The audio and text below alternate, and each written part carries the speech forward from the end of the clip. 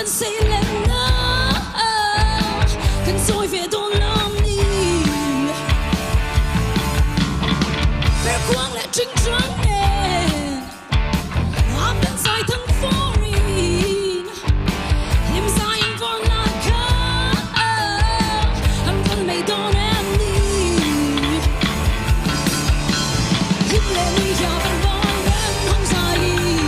Thang hai đi trên Qua một nhìn qua nước môi xuống dây Cần vẫn tao đi dài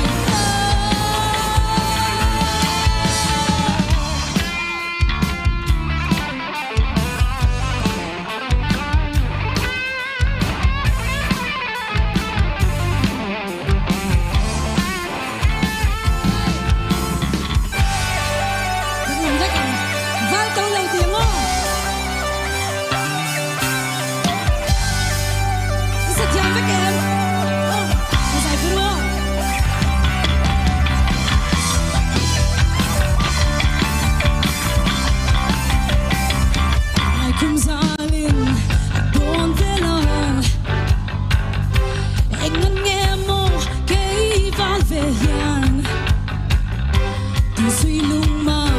lên dấu về cái pan sông tô ăn piang lâu nghe piang có hi cái sông lâu rồi quay lại về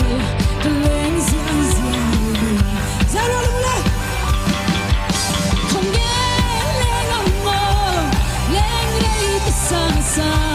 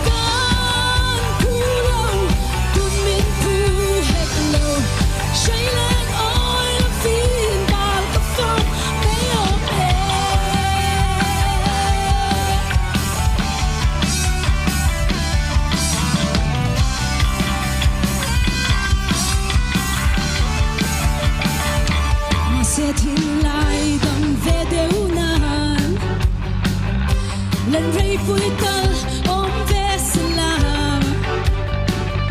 dù lưng lên xóa